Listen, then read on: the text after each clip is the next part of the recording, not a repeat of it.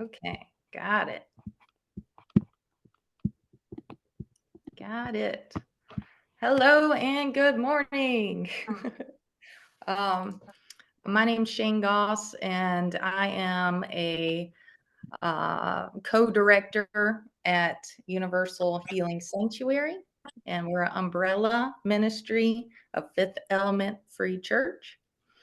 I guess I'll go ahead and share my screen now. I'll pull up this guy. Let's see. Y'all can see that? We can. All right. Awesome. So today's message is consciousness of the heart. And this is something that I'm really passionate about because, in my belief, this is the whole thing that we're doing here on the planet. This is our number one mission at this time, is understanding the ego and moving into a place of higher consciousness within the heart space, beyond the personal heart space. And if you don't know what that means, that's okay. We'll get into all that stuff. So let's see. Oh, howdy and hello. So it's funny you asked if I wanted to do my own little introduction, because I actually had a little piece in here on that. So who am I? Who are you? How you doing? How y'all doing? So, who am I? My name is Shane Goss. That's the name I go by. I do, excuse me. I do music. I'm a musician. I'm doing this work with the church, with the ministry. I'm a hairdresser by day. Those are things that I do, right? I'm 29, just turned 29. That changed recently. So I used to be a different age, right? My body's gotten a lot older. But none of those things are really who I am. They're just little facts about me that constantly change. So who am I? That's like one of the biggest questions in the world, right? So who are you?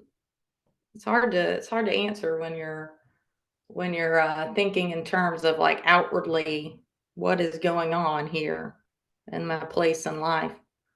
So that's a lot of what we're going to talk about today. But going back to why I'm here today and why y'all are here today. Fifth Element Free Church has created this platform. Every Saturday we get to come on and hear everybody's different perspective on what they're learning and what they've learned, and share all of that information, which is very important to the growth of the collective, right? Because we're all these different perspectives of God trying to experience himself. And we come back together and keep learning and teaching, learn, teaching, teach, learning, and growing. So how I ended up here today was through Universal Healing Sanctuary, through Christina, which is the director. This is her baby at first. And when she got in touch with Jess at Fifth Element about, I guess it's almost been a year in the making. And we finally have our website up and everything that launched last night. So, so my name's Shane Goss. I'm over there. I'm the blonde one. And that's another thing. That's not me. I have blonde hair right now, but that's not me, right? That's just something on the outside that you see. So our mission statement within the church is creating a safe space for connecting to the one infinite creator. And we are all in the process of remembering who we are as divine spiritual beings of unconditional love, ascending into our highest selves. We aim to provide service and support to our brothers and sisters who are on the path of spiritual growth and who are desiring harmonious union with the co-creation of the new earth. So that's what we're here, and that's what we're here doing. And that's our little website right there. You should check it out. We're really proud of it. We had some help with that by a guy named Elijah. So if you like it, he does an amazing job. Let's see. So I think the best way to start out today is by setting a tone with a prayer. A prayer is so important. It really helps us entrain our heart space to a higher frequency. So thank you so much. Thank you so much for y'all being here this morning. And thank you for everyone that's going to listen to the playback. It's going to be really, really informational and make you think about some stuff. So here we go. You can close your eyes and center in. Take a deep breath out. Deep breath in to the bottoms of your feet. Deep breath out. Just blow it out. Mother, Father, God, thank you so much for this beautiful Saturday where we have the space to come together and learn from each other. And thank you so much for Fifth Element Free Church for having this wonderful space and sharing all of this information to help with our individual journeys back to the unity that we once were and are. And I hope that that this message today is able to touch the hearts of people that are working through this journey into the heart space and out of a place of ego or self and back to service to others and doing the real work. I also want to just hold so much gratitude in my heart today and everyone's heart that whatever message may come through may resonate, and whatever's not the time for this message today and this information, be saved for a later time. Thank you so much. Hey, God. All right. So, as I told y'all before, I am a musician. So as I was writing this little write-up on the keyword,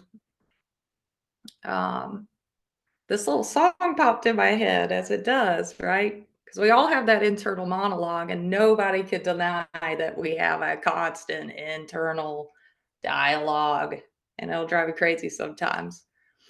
So when this popped in my head, I just thought it was funny, and I kind of ignored it. And then it popped up again, and I said, oh my gosh. So does anybody here like Prince? Anybody like Prince? I'm not talking about the Prince of Peace. Y'all are like, what Prince? The artist formerly known as Prince, the Prince of Rock and Roll. So he has a song called Let's Go Crazy. And at the beginning, it really does sound like the beginning of a sermon. And it says, dearly beloved, we are gathered here today to get through this thing called life. Electric word, life, it means forever. And that's a mighty long time. But I'm here to tell you, there's something else, the afterworld. A world of never-ending happiness. You can always see the sun, day or night. So when you call up that shrink in Beverly Hills, you know the one, Doctor, everything will be all right. Instead of asking him how much time of your time is left, ask him how much of your mind, baby. Because in this life, things are much harder than the afterworld. And this life, you're on your own. This is my favorite part right here. If the elevator tries to bring you down, go crazy, punch a higher floor. So in Prince style, that's very dramatic within the song, and I would love to share that song with y'all afterwards. Um, but I didn't think of anything of it when I had the song pop in my head. I thought it was just a fun, cute song, but there's actually within the lyrical structure of that song, it does talk about consciousness, as far as the worldly consciousness trying to bring you down, the ego mind, and how easy it is to just buy into that and and revolting is saying no, like we're going to take our consciousness higher. So that was really my interpretation of it. And I know Prince did have um a lot of spiritual views, which I don't know anything about that, but as an artist, or a poet, you typically tend to express God that way, right? So I thought that was very interesting because it really does sound like a sermon at the beginning, and it was funny, very dramatic. All right. So today in the message of consciousness of the heart, it will take us through the journey of not only understanding the ascension from the ego mind program to the personal heart space, but the three layers of the heart, a higher heart and the one heart, which is unity, consciousness. So through this message, we will understand the importance of the ego mind program or self, right? The I, of collecting data we judge and label as good or bad. So how we store this in our subconscious files, right, which make up our psyche, and a psychological term, and how our entire life operates on that program, right? So this very human journey teaches us through life's physical and emotional catalyst of how to move upward into the personal heart space and how to understand our emotions and view our experiences more objectively in order to start reprogramming beliefs that do not serve our highest interest or keep us trapped in our suffering by clinging or resisting, labeling as good or bad, or judging everything all the time, right? So by using the ego mind program to our advantage with connection to our heart space, we start to reprogram and unpack the data, blockages, trauma, what have you, that we held on to because we couldn't handle at that time. So we do this through self-forgiveness and unconditional love, as well as forgiveness of others, as we move into higher states of the heart space and the heart's consciousness. We move into unity consciousness by seeing the illusion of self or other self in this density we reside. So this will bring us back to our original state of being, peace and unconditional love. So yes, who am I? That's who I am deep down inside. We all are. So in this message, we will also give examples of the energy centers and the power of emotions manifesting into the body, and those reoccurring patterns that show up in our life as catalysts to learn from our blockages and how to let them go, right?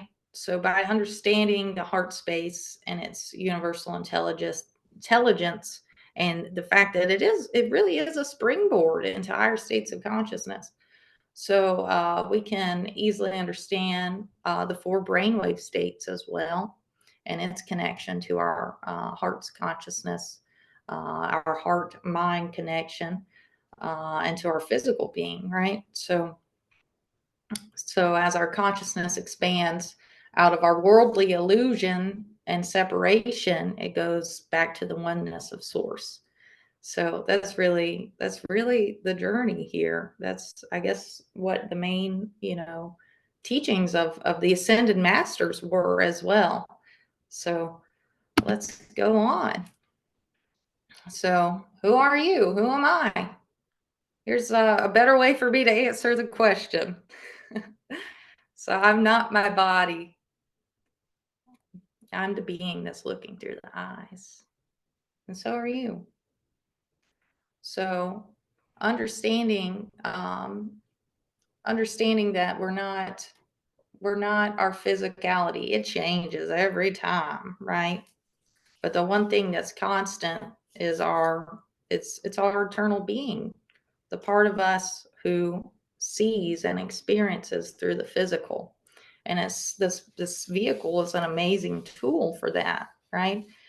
And so understanding the ego, the self, which is, really the illusion that we're separate from everyone else, it really does allow for that beautiful surprise in the journey of figuring this out, right? Whether it be through meditation, a sacramental healing ceremony, or what have you, whatever it is that wakes you up to that is a beautiful, beautiful thing, and it's a beautiful surprise every time. So we have this mind body spirit complex, and the Christ talked about that a lot, or the Trinity, and we hear all that stuff about that in the Bible and everything. But really, in the Law of One, reading the raw material, that really put all of that into perspective for me, and how you see everything working together. But we have a mind body spirit complex as our human, design, and it's perfect. And anybody that's like a energy healer, that stuff, right? You know how your emotions go into the body and everything, and see how everything's really connected. So the human design is perfect. This vehicle we have, the moment is perfect the way it is too. So surrender, acceptance, and presence, for right now, is really the key to all of this and understanding it. It took 13.8 billion years to get to this moment right here, the moment in front of us. 13.8 billion years. And it's perfect the way that it is. That really gives you a visual, like, from the self to the room to the yard to the neighborhood to everything, out behind, beyond the planet, out into the universe, where this little speck. And it's so beautiful.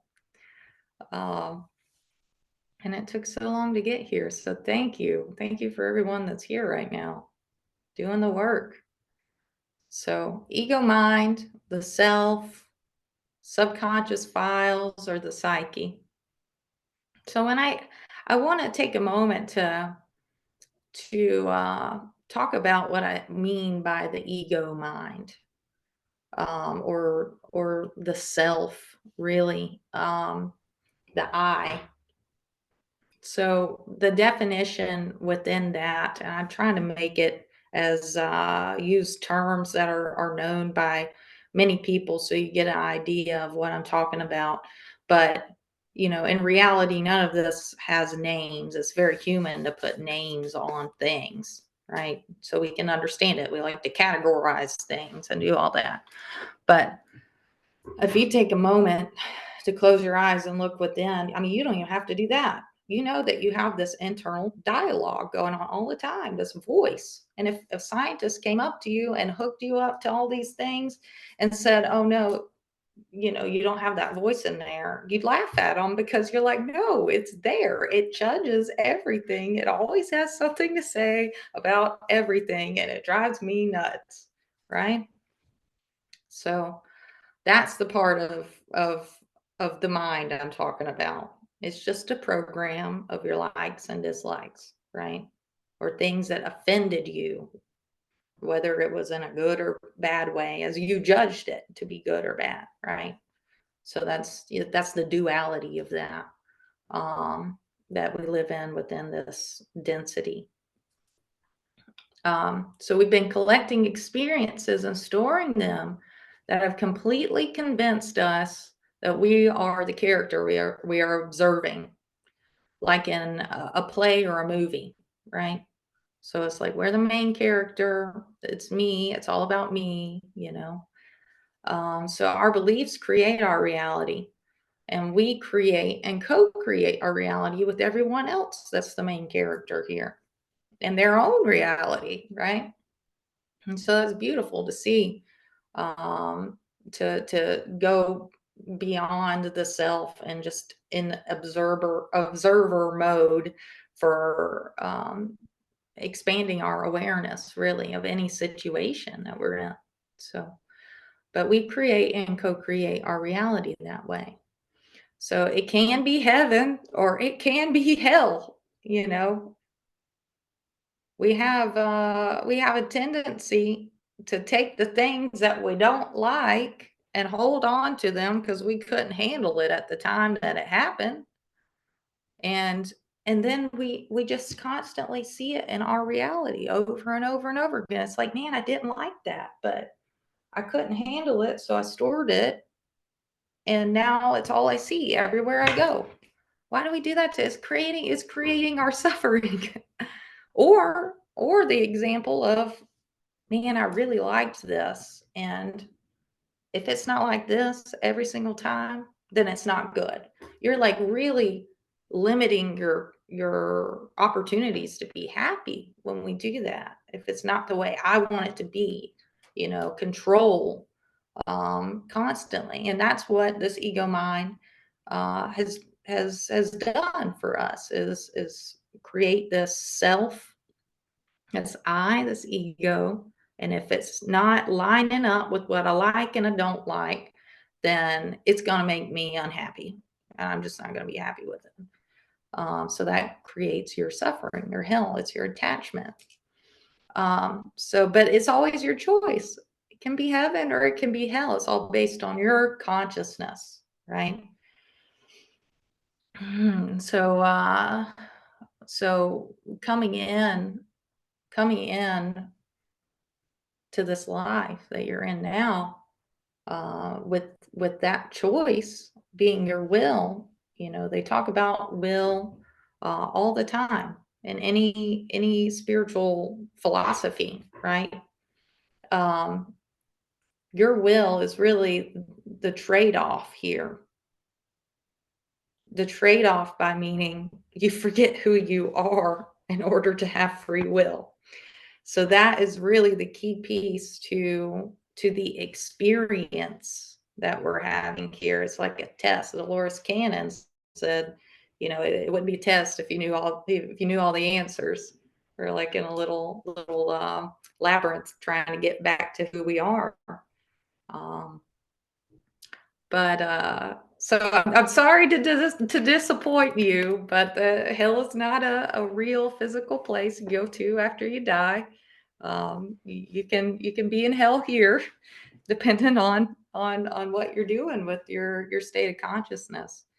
And my goal is to help everybody I can to understand that. So Christina did a sermon last Saturday that it was funny because I wasn't able to attend because I was at work. I was working at a salon, and she did an amazing job, and I was blown away because she was using the Bible to disprove hell and eternal torment. And I was like, wow, Christina, it's crazy how much our teachings are lining up side by side. So I'm really happy that we get these two messages back to back. Um, so the ego mind program labels experience as good or bad, like I said, like or dislike, cling because I liked it, resist it because I don't like what's happening and I can't accept the present moment, right? So, and we file that accordingly, which is what makes up our psyche.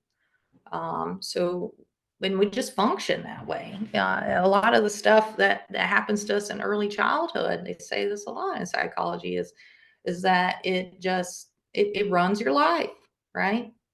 So there's a lot of, people a lot of the times wait till their midlife life crisis to start doing this work. They're like, oh my gosh, I've been living like this my whole life. And now I'm realizing that doesn't work. I'm not happy. So so there comes a point when you start to be like, man, I got to start unpacking and reprogramming these beliefs that are creating my reality, or stored emotions, stored trauma. And a lot of people end up sick physically because of their stored trauma. And it's funny because I'm a QHHT practitioner. That's one of the things I do, right? So I'm a level 2 practitioner in that. And a lot of what we see every day when someone comes in is, oh, you have problems, with your heart, that, you're holding on to too much stuff. It's crazy how the emotions go right to the organs that are in those chakra centers, or those energy centers in our body. They just coincide directly, usually.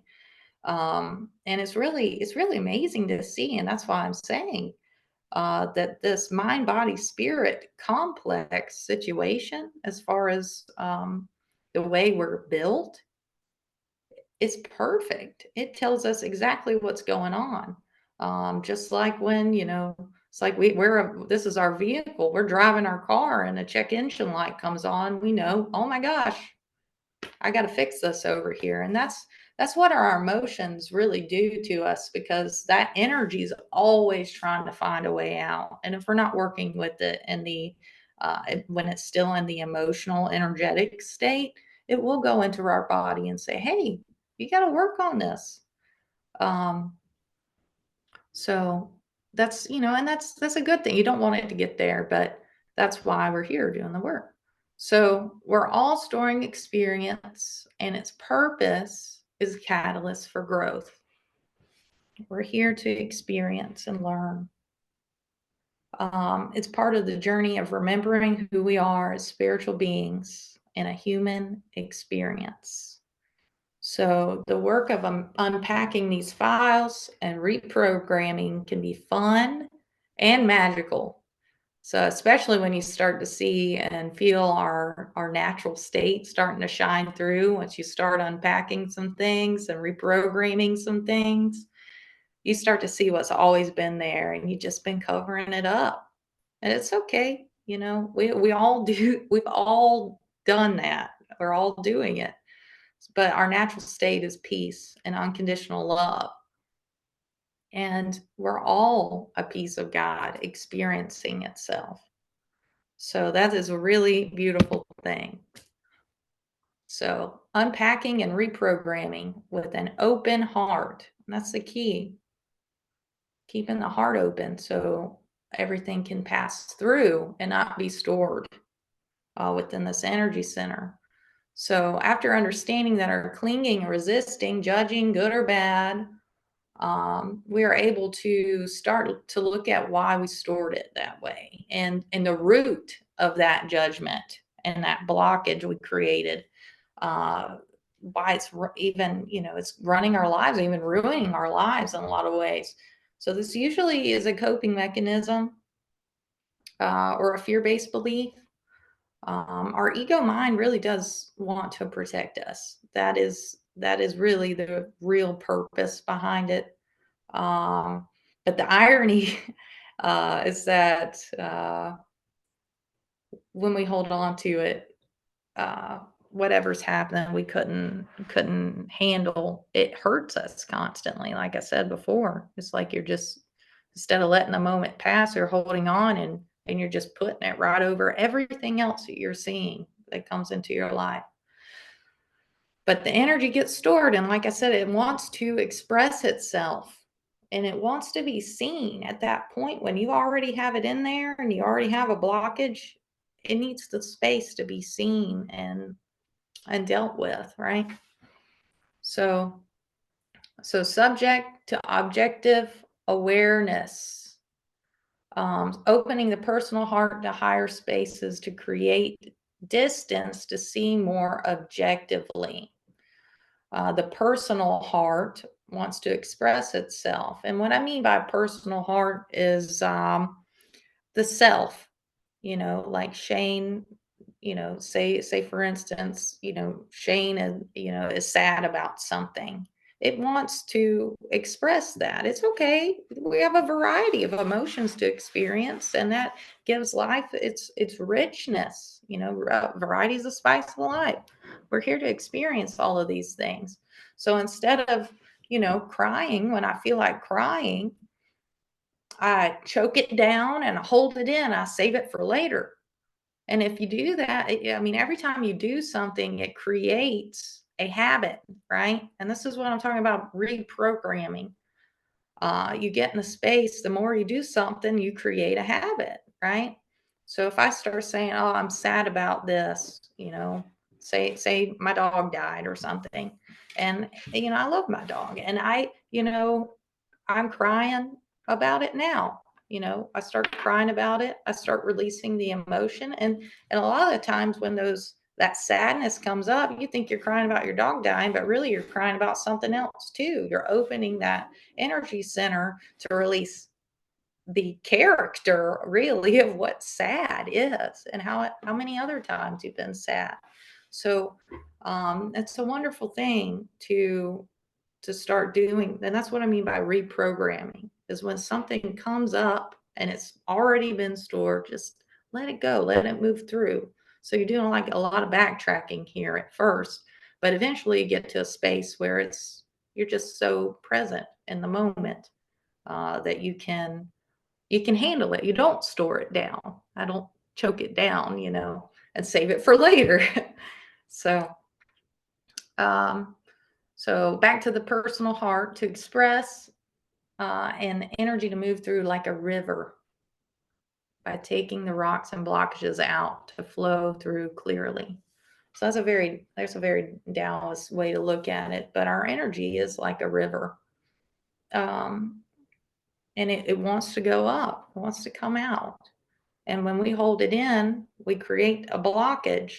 And now every time I feel sad, now it starts to express itself in a different way, maybe not with so much grace. I might feel sad, and instead of crying, I maybe start to do some other thing that's unhealthy for me, like drinking or something. I don't know, it depends on the person, right? So but you keep holding it in, and then you get more sprays, and you start to see that river spraying off of that rock it's hitting, and it's going into all these other things in your life, affecting your relationships, affecting how good your food tastes. Like you gotta get the blockages out so you can have that beautiful river flowing, because that's how it was in the beginning, right?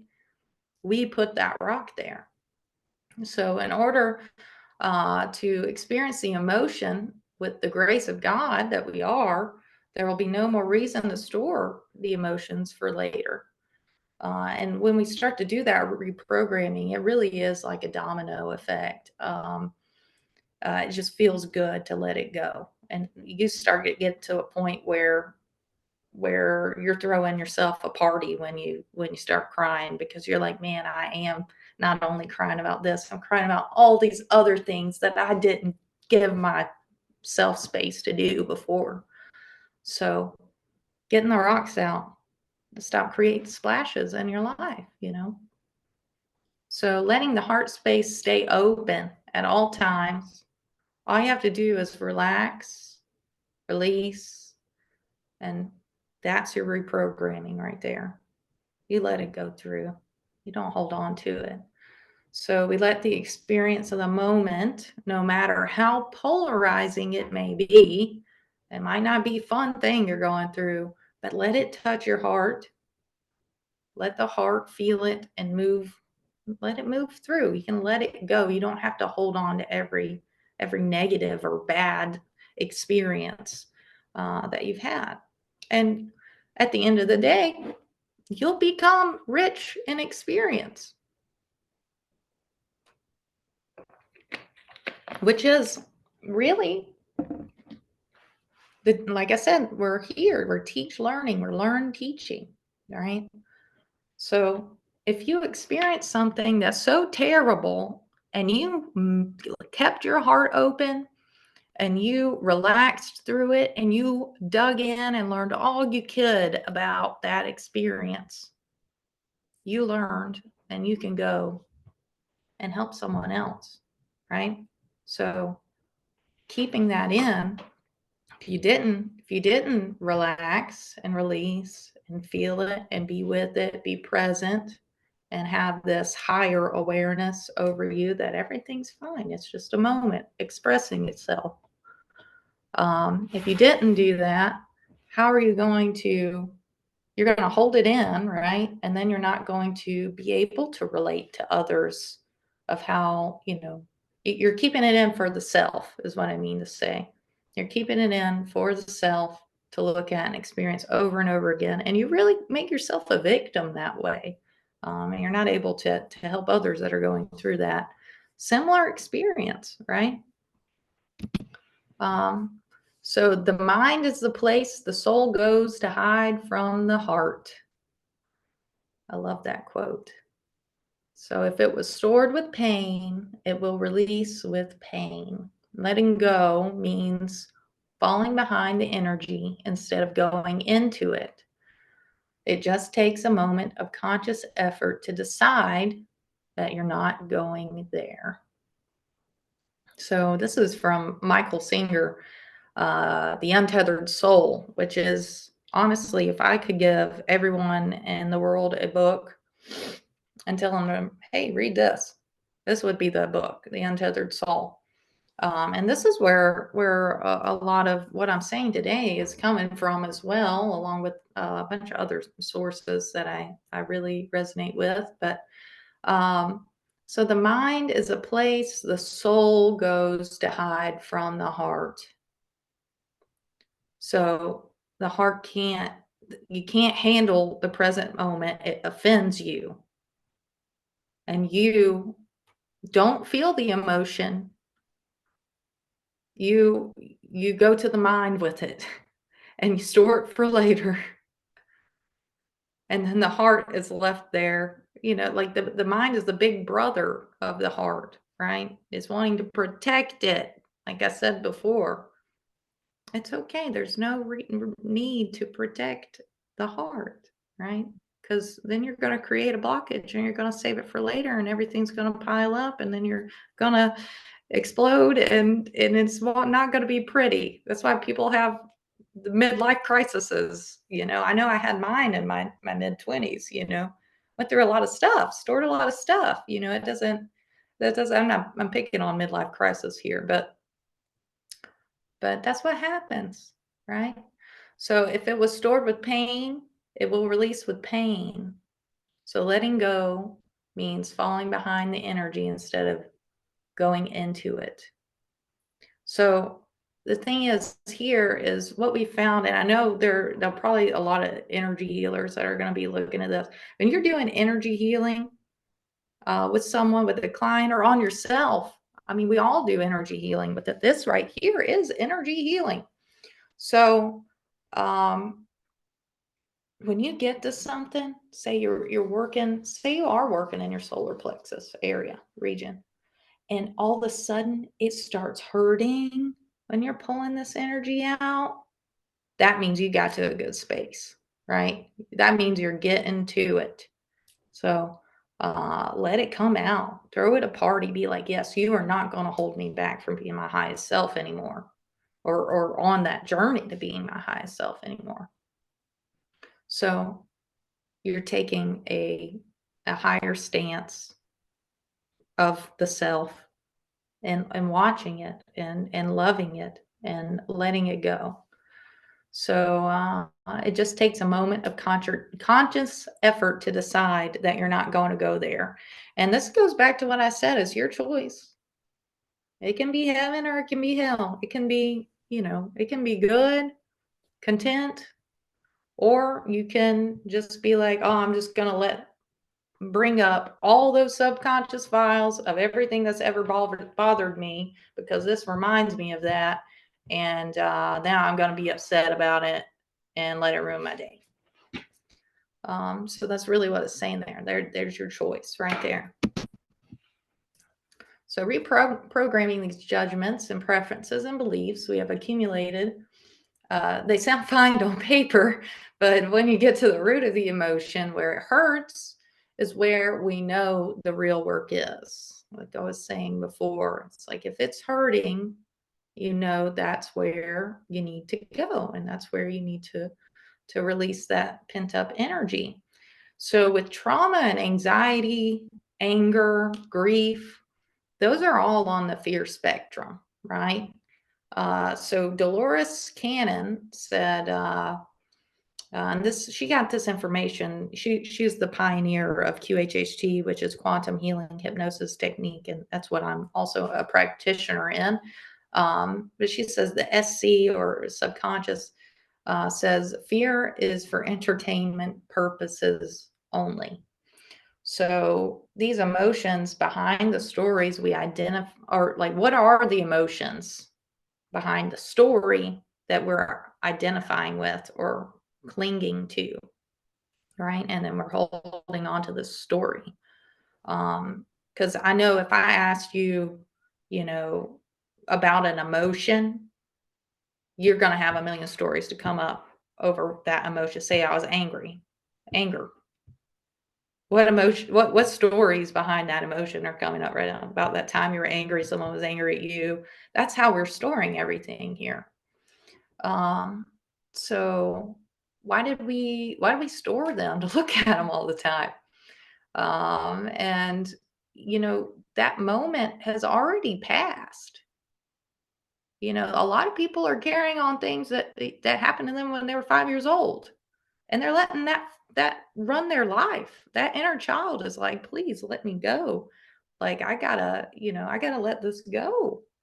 Um, and that's bleeding into everything within our lives. And I know that there was another sermon on that recently, so check that one out. So we call ourselves the victim when it's our own responsibility to do the work and release it. So your fear is your own, right? Nobody can tell you like, hey, fear this, you know. I mean, they can, but for the most part, you know what your fears are and where they reside. So what stories are attached to that? What's making you be the victim in your own story instead of the hero? What's holding you back here? So getting to the bottom of that seed of where that really began and looking at that, if you can go directly toward that, all of those stories, all of those experiences and things that happened to you, you can really find peace there. You can. So it's when we hold on to fear-based emotions that it even exists in our reality. Your fear is your own. You know, you're the one holding on to it. And your internal environment is your responsibility. So I like to use this analogy, and there's a million different ways you can use this analogy, but this is the way that I'm going to use it today, right? There's so many interpretations about everything, but this is how I'm gonna say it. So the analogy of the hero's journey, right? So the hero's journey to slay the dragon and save the princess. That's our storyline. So being a hero of the storybook, which is, we're going to pretend that's you. You're the hero of the storybook or play with all these characters. And we're convinced we're that main character, right? While we're here. And we're perceiving that the dragon and then the prized princess are separate entities in us because we're in the perception of that one character, the hero. So the fear is the dragon, right? And the symbolism. So our dragon is representing the fear, and we created that dragon to slay. So as you know, and that's just all catalysts for our, we can go back to the word entertainment, or we can just say the journey of the self from ego to the heart, right? And just learning, general learning. It's showing us exactly what we need to work on. So the hero's here to slay the dragon. And you don't get rid of the dragon by force either, but by love and realizing the oneness and its perfect purpose it serves by helping you realize your true nature. So the dragon is an illusion. Our fear is an illusion. We picked it out to work on, right? We held on to something that created it, right? So, and you don't slay it. You cannot slay fear with more fear. It doesn't work at all. You have to understand it and love it and know that that's actually a part of your experience, like the you that you created. As we're very, very powerful and we create our own realities. Um, so what is it trying to teach you? What is your fear and blockages trying to teach you? Why is it here? Why did you hold on to it?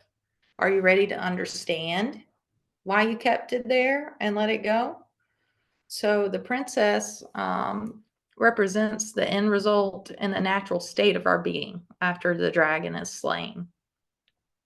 Um, and like I said, there's so many examples of this, but I like to relate it back to the Trinity of the mind, body, spirit complex, with the dragon being like the psyche or the fear or the programming, and then the hero being like the masculine action base, the physical body we're in, and the spirit being the divine feminine and intuitive and creative nature.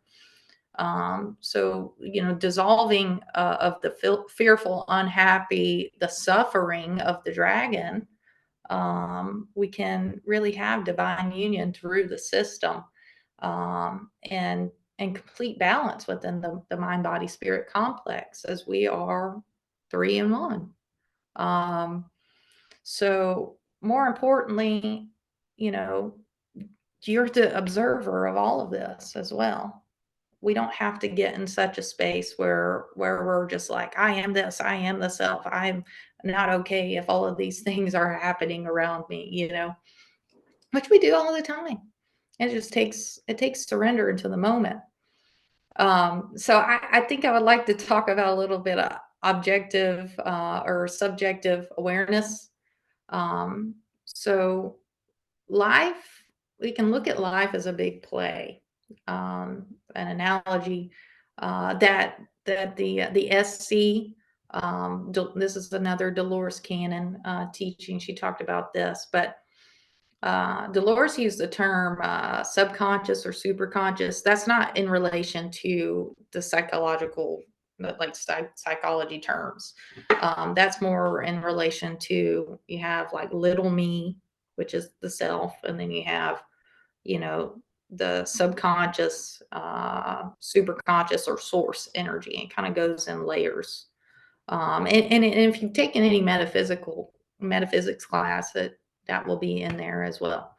So you might be familiar with it that way. But for the sake of this, I'm just going to say the higher self, the part of you that's closest to the oneness of source, that singularity point of source where we all came from. So uh, we let's see, we just have the perspective of the hero right now. So we're the self. This is an example of like subjective awareness, I guess. Um, so the hero or main character in the story, we don't see all of the programming that the other characters have been through up until this point. So maybe the dragon in that scenario, maybe he just appeared cranky and sneezing fire that day because his allergies were acting up. And you were triggered by a memory of that time you were attacked by a dog and when you were trying to pet it, you know. Or maybe the princess was hiding away in the tower because she was like in isolation period because she had COVID. Maybe she wasn't needing to be saved. She just was wanting some space, you know. But that whole perspective, you know, you took offense to, right? So it created this, oh, I got to slay the dragon to save the princess story. Maybe that wasn't what was going on at all. But we do that in our lifetimes a lot, and I have a lot of examples of that. Um, but but but being more objective is seeing the whole picture, the whole situation, and not being offended and reacting. It's more of taking a moment to be present and then responding to life and the moments that come up. So there's so many things going on in the world at one time. So by taking a look within first, you see what pops up inside, and then you're able to address that and give it the space it needs to be seen or released, so you can move on more clearly and be more present and actually have more awareness of the situation that's in front of you. So a lot of some examples here would be low-hanging fruits.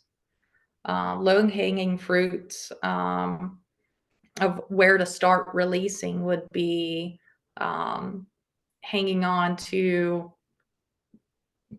preferences of the weather, right?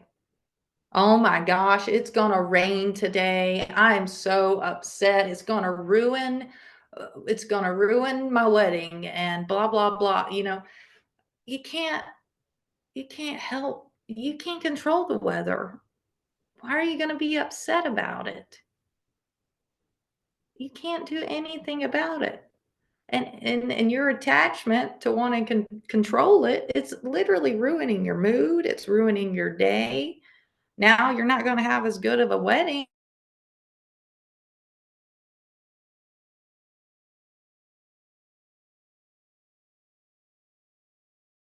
and just let it completely affect our lives. So that's a low hanging fruit. Also, being in the car and driving, and the guy in front of you is like driving like 25 and a 45, and then you're getting all upset and you're trying to find a way to swerve around him, and you honk a little bit, you might say some slurs, you know, like all of those things. It's like you can't do anything about what other people are doing. It's not it's not about you. You can't control someone else. That's their will, right? And you always respect someone else's will, but you know, you're gonna you're gonna find that doesn't work, and it just gets you even more upset and in a tizzy. And that is like the perfect time in the car to relax and release and be in the moment, because you don't need to be not in a moment when you're driving a, you know, 2,000 pound 2-ton vehicle or whatever, you know. You got to be present. And so it's a great place. It's a really great place to start letting that go, letting your control go. Um, Another thing is that we do a lot is like, hello. Oh, she didn't hear me say hello. Maybe she didn't. Was she ignoring me?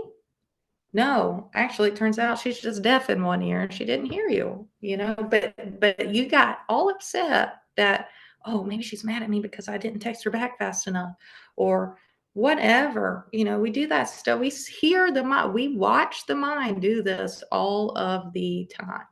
So instead of like hanging in these lower energies, we need to just be with it, watch it, give it space, and just let it go. Be present. And it sounds a lot harder than, or it sounds easier, but it, you know, sometimes it is a lot harder than we think it will be. But other people look at us and this is what they see, because we're in victim mode. There's a 2-inch puddle of water and we got our face in it, and screaming and flashing or thrashing, and we're all upset because we're like, I'm drowning, someone help me. And someone's standing right next to you and they're like, no, dude, just pull your head up out of it. Just pull your, oh, that's all you got to do. They're like, no, no, no, no. Why won't you help me? I give, no, you're doing it to yourself. We do that with everything that we've programmed within us. So, but to someone else, you're like, what? I can't help you. You're the one that keeps doing that, right? So that's another example of someone's free will. But it really is, when we are doing this work, is like reprogramming, like a desktop, right? So we have like a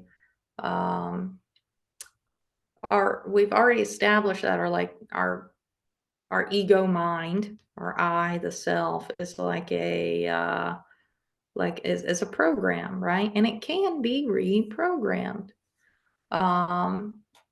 So we have our hardware, and then the programming's like the hardware, right? It's the body, right? The system, the mind, body, spirit, whatever you want to call it. And then we have the software. And that is like, have you ever like had like a bunch of screens open and a bunch of, maybe you have a couple programs or a few programs running on your laptop or your PC, and it starts getting slow and run down? That's what we're doing to ourselves. So we can literally think of it as these little files or these little programs that we have in these different aspects of our life that are tied to these emotions that we can literally just start exiting out of. And the more you exit out of it, it really is like a domino effect, because it feels so good. You're going to start wanting to get rid of everything because you're starting to feel and be that natural state of being that you are.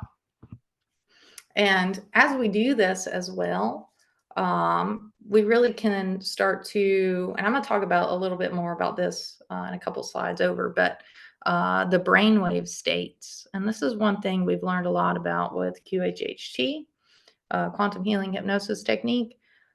Beta would be the conscious waking mind, and alpha would be the lighter stage of trance or hypnosis. And then theta, which is that brink of like right before you fall asleep at night when you start getting all those visuals. And then delta is when you're sleeping. So the beta is really where that conscious mind resides.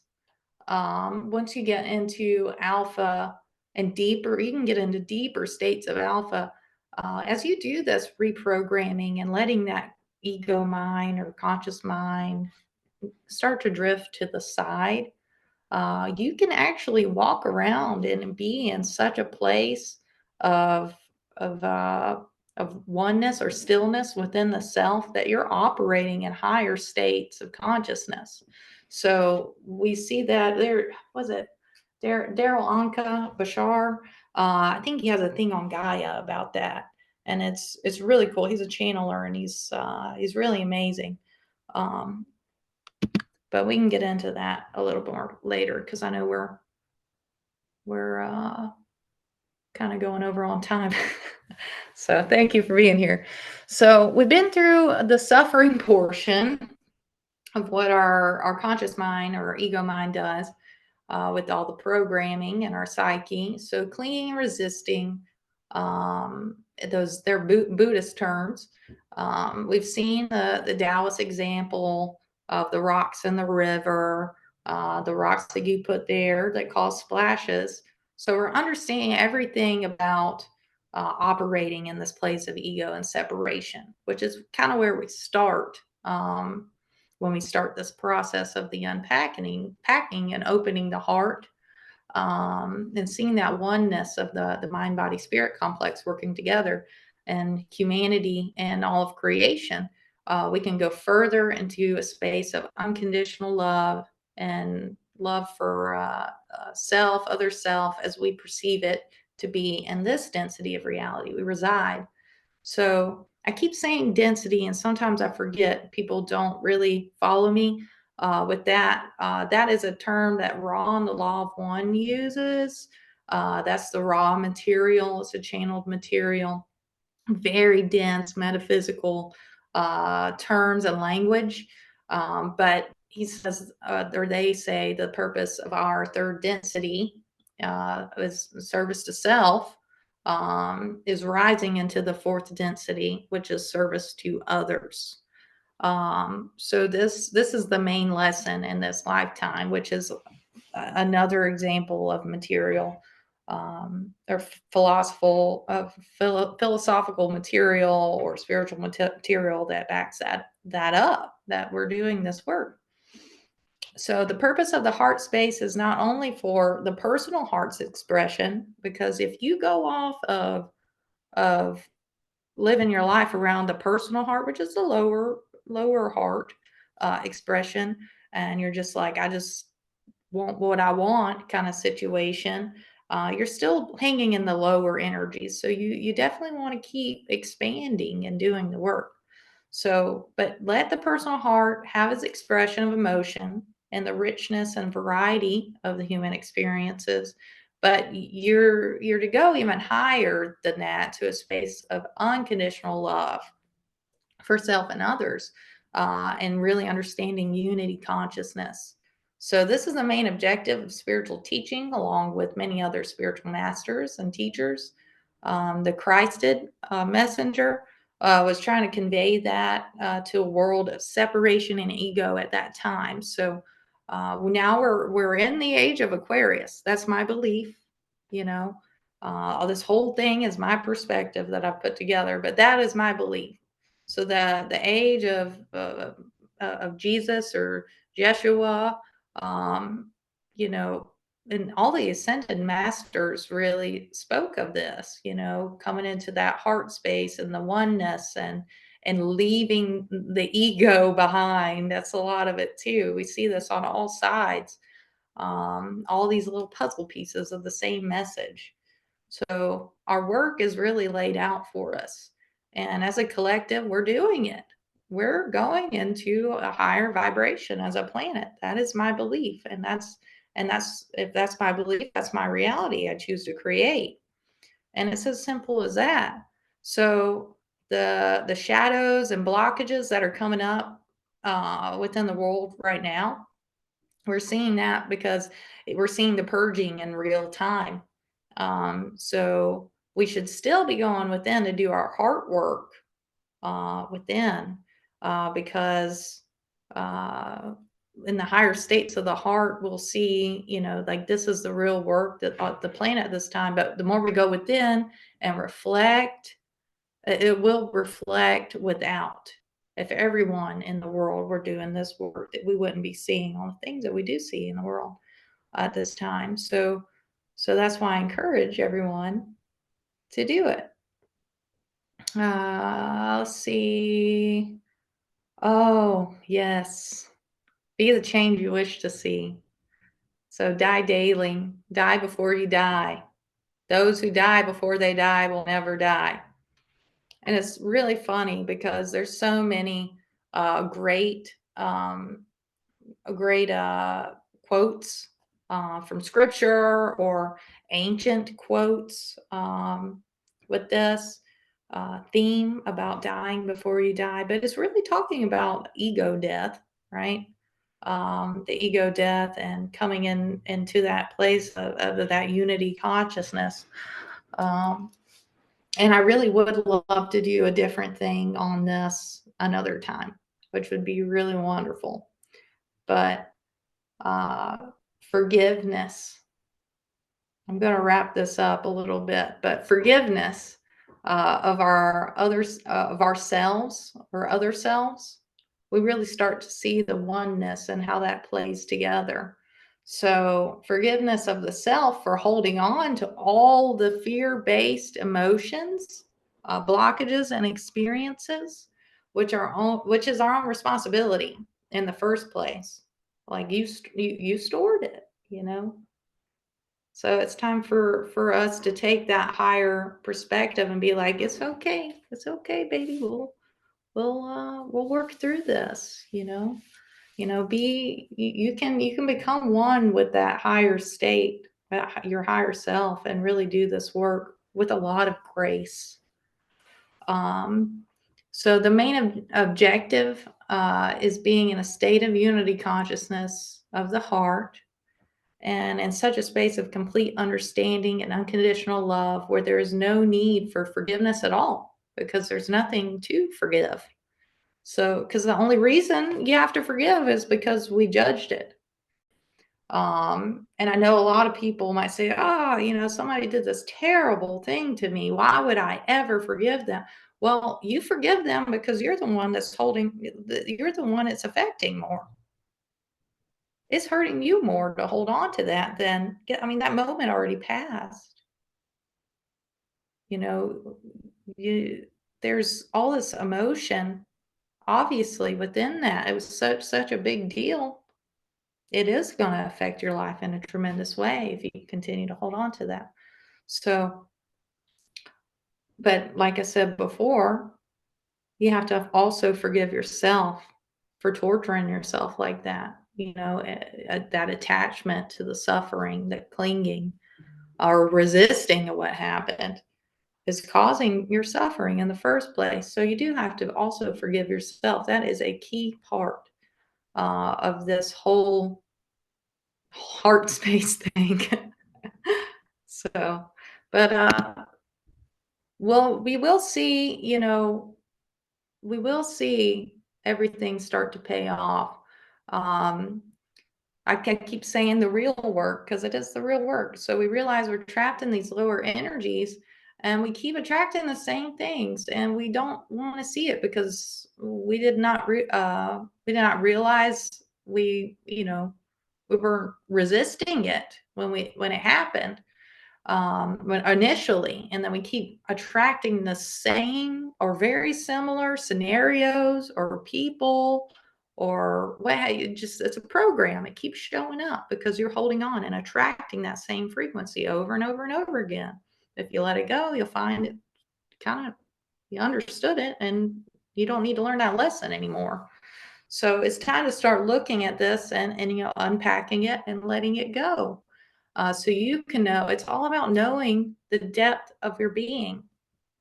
So surrender to the moment in front of you, not to create any more blockages, right? Because once you start doing this work, you start to let the moments pass. So you realize you don't really create any more blockages. You're just kind of paying, you're just trying to go back and catch up on the work that you missed because you didn't know yet. And it's okay.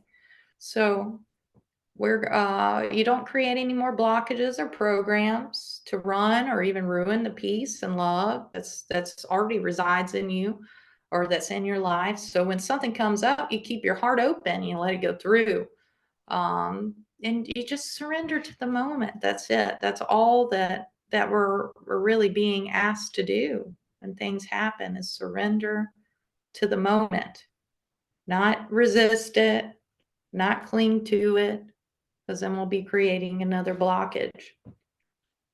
So it took 13.8 billion years. I love this quote. It took 13.8 billion years for the delivery of this moment. And we make it about ourselves and get offended by it. The whole universe, with this little piece. There's no need for us to do that, It's beautiful the way it is. So when you do the work, you start to feel more light, right? You're no longer you're getting rid of stuff. Your body does feel lighter. A lot of people lose weight in the process too, That's what happens in QHHT sessions. So you're now no longer attracting what you don't want to experience, and you're attracting more unconditional love and peace because you're going back to that frequency. So you are attracting that more. So you're understanding your blockages, and you understand that your blockages really block you from yourself. So it's a domino effect of letting those experiences and beliefs go that hold you back from a joyful life. And now that when you do your early childhood work and your early like adulthood traumas and start reprogramming all that by letting it have that space and responding differently each time, um, you get to a space where you're like, dang, I've done so much work. I can really like be myself and be creative, and they call it living your dharma. Living your mission as the creator and extension of the one infinite creator, right? So you can go on and really create your life instead of reacting to it constantly. So life does get easier, but because you're not making it hard anymore. At least you've worked in what you can control, which is not letting your junk pile up and letting it go through. Because we tend to make it harder than we really mean to. But we don't realize that for a long time, and that's why we get in that victim mode. But you're the hero of your own story. You made that dragon. You can love it and let it go too. So, but this doesn't mean that what we perceive to be bad things, won't happen to you again. Life happens. You can't control everything, but you can work on that internal environment and respond to things differently, because you're more present and you're letting the moments flow through, because you realize that moment, that 13.8 billion year moment that got to you, is a real miracle. That the thing that happened the way it did right in front of you, it's all unfolding.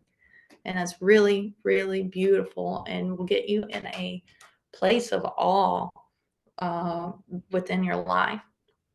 So now everything is happening for you and not to you, and it's not personal. So, modern science, yeah, power of the consciousness of the heart. So I wanted to talk about some more physical things real quick. So modern science and research is showing the relationship, to the heart's consciousness. So like the emotional, energetic to the physical. It does affect our brainwave states. Our heart has an electromagnetic field of its own. So there's no denying that, when we're anxious and in states of fear, our body really does react accordingly. It causes rigidity in the muscles. Our hormones can go haywire when we're stressed. Our nervous system acts up. There's all like a plethora of symptoms that come into the body when we get emotional about something. Um, so, so when we are in a place of love and peace and relaxation, the body is more healthy. People that are relaxed and love, and it tends to be more healthy. And we're able to operate in higher brainwave function as well when we feel that relaxation and that unconditional love and peace. So we're able to go beyond, like I said before, when we were talking about the brainwave states, you're able to go beyond beta and also be able to operate in waking life in the alpha state, which is a whole technology in its own. I'd really love to go into that more a different time. But even theta, theta, you can go into theta or light theta in some cases in our waking lives. And the yogis and everybody figured this out a long time ago. They didn't need science to tell us that. The brainwave states are natural states of consciousness we go in and out of every day. So, what is most interesting is when we are meditating and on the brink of sleep, or even channeling, those deep alpha and theta brainwave states, are lining up different parts of the brain that are not normally in function in a beta brainwave state or a conscious waking life state. So really here, by understanding the consciousness of the heart and how it connects, how really the journey of the ego to the heart to the physical or higher states and brainwave states, it really makes sense of why Ra and the Law of One called the heart space the springboard, into higher states of consciousness, because all of our natural abilities, we have psychic, we're all psychic, we're all connected. So all of these abilities start to come online by understanding the oneness of the universe. And it's really cool. Especially, Ra does talk about in the Law of One. Y'all should check out the Law of One um, for deep, dense metaphysical material. But he also talks about the heart so much as well, with the outer courtyard, which is more the personal, emotional heart, and the inner sanctum, which is the higher state of consciousness or unity consciousness. Um, in quantum healing hypnosis, if the subject's will is aligned with the will of their higher self, or their closest self to source, not only emotion and energetic healings can happen, but also physical healing. And I've seen this. I've seen this a lot in person. It's really cool. Um, and it's great. It is awesome. It's awesome, the physical healings that happen. I'm gonna give y'all a couple examples. So there was one of my first sessions. She had a hole. She was born with a hole in her heart, and we were able to get her in such a deep state of trance where her higher self was coming through her, and she was able to receive healing for that hole in her heart. They put the way they did it, they said, because I was asked, well, hey, what technology are you using? They put plasma there, and they felt, she went back to the doctor. Oh, she had a heart murmur as well because of this hole in her heart. She went back to the doctor and got a scan and everything. Like there's like this tiny, it used to be bigger. There was this teeny tiny little hole. You can barely see it. He said, I really had to look for it. And he's like, I can't even hear your murmur anymore. This is the kind of stuff. Also, a lady came in, and oh, this sweet, I love her. The sweet woman came in, a friend of mine, and she was having seizures. She was having seizures and migraines, and they were very frequent. I don't know if it was every week. It might have been every couple of weeks or so, but definitely migraines a lot more than the seizures. And we were able to uncover a lot of things from block memories, um, and then her higher self came in, and we were doing the body work, part of the body scan part, and she was actually like her higher self. I'm not a medical professional, right? So I can tell anybody not take medications or anything like that. But her higher self said, we're healing you. You don't need your medications anymore for seizure or migraine. And this is, these are some practices you can do. And just gave her this whole rundown of what she needed to be doing and integrating into her life after the session. And she hasn't had a seizure since. She hasn't had a migraine. She's good. And that's someone who suffered with that for about 5 or 6 years, I think she said it was. Um, so that's the kind of amazing healings we can do, and we don't need any external technologies for that. We're in such a high state of consciousness within the heart and the mind connection, and such a place of expansiveness. We really can create and get back to that unconditional love and peace that we are from the start. So let's see, where did I got a little mixed up here? Where did I go? Let's see. Oh, yeah, with energy and sound healing as well. That's what I was going to talk about. And the sacraments. Everything really is frequency based. And that's what, more times than not in a QHHT session, I ask, well, what technology you're using? They're usually using some kind of form of frequency and light within the session. And everything is made of frequency. And that's why I love looking into science so much, and all the things that are coming out to support healing. There's this one TED talk, and there's a lot of TED talks because I like to do sound healing and stuff as well as a musician. And there's one where they're using sound waves to isolate cancer cells, and they're not affecting any of the other organs within the body, but just those cancer cells, they're using like the same frequency or something like that to get to those cells and dissolve them. Everything's frequency. So if we get into a place where we've done this work and we're coming into unity consciousness by going through the heart space, will we even need, technology like that if we can, get in a state of trance and connect with our higher selves and they understand why the cancer is there, and then release that trauma blockage and then dissolve the cells within the body, the physical body. So I really believe that this is where we're going, because I'm already seeing stuff like this happening in my daily life. And that's what I mean by, when we do the inner work, we'll start to see this reflected in the world around us. So we use this energy healing that we can see and understand in a more tangible way right now, which is awesome. It's very validating. It really is. I don't need that, though. I don't need science to validate that for me, but I think it's awesome.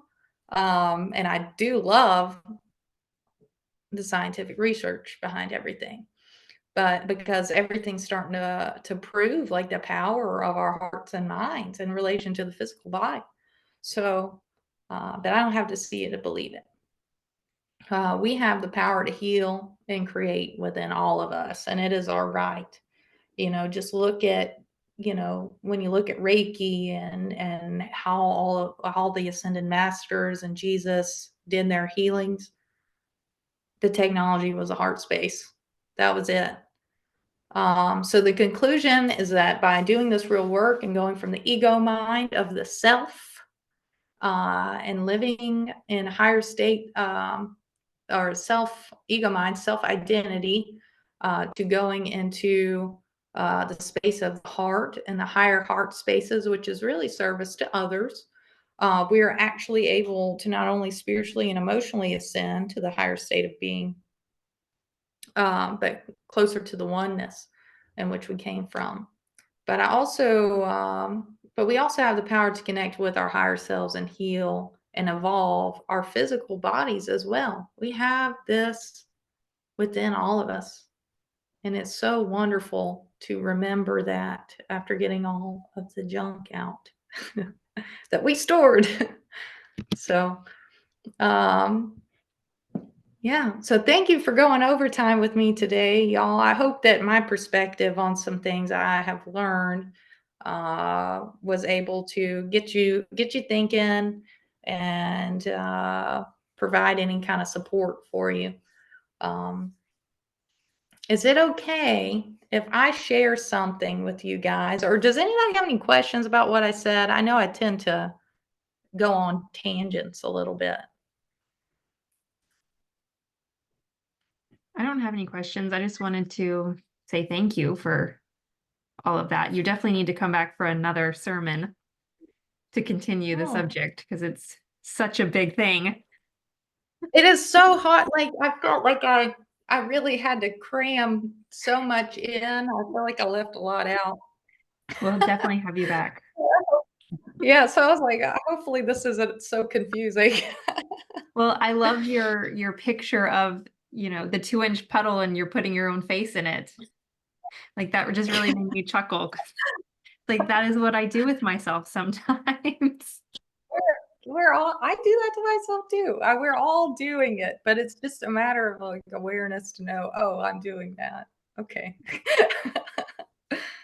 I don't know, it's just the responsibility portion, going out of that victim mentality to that hero mentality.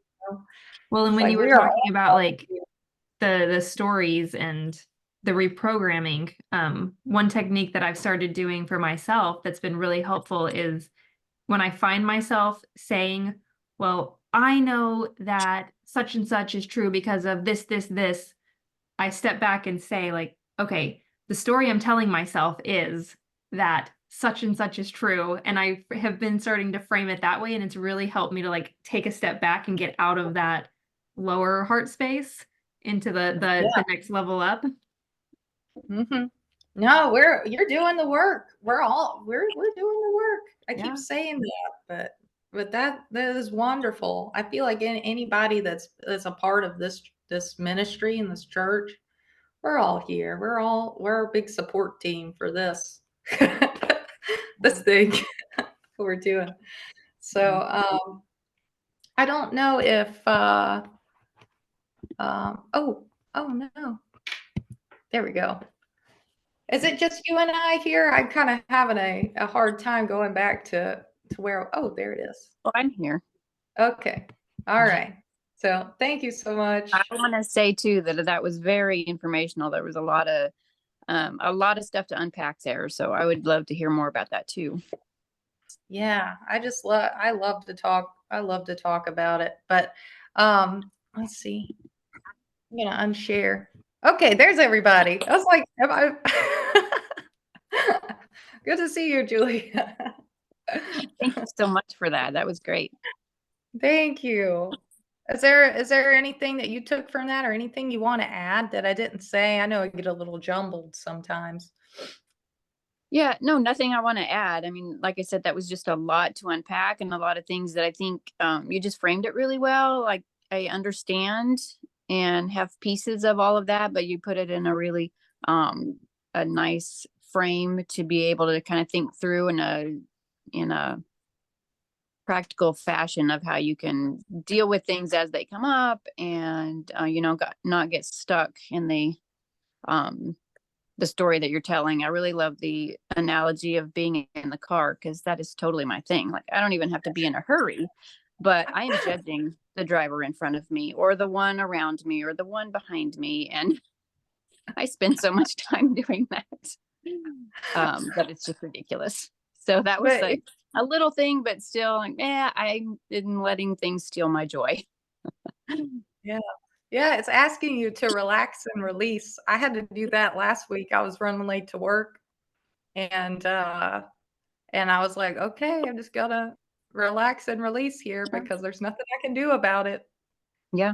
You And like I know? said, I don't even have to be in a hurry. I'll be like, oh, I'm actually not late for anything. So there's no reason. And the person is actually driving the speed limit, but in my view, could be going faster. So Exactly.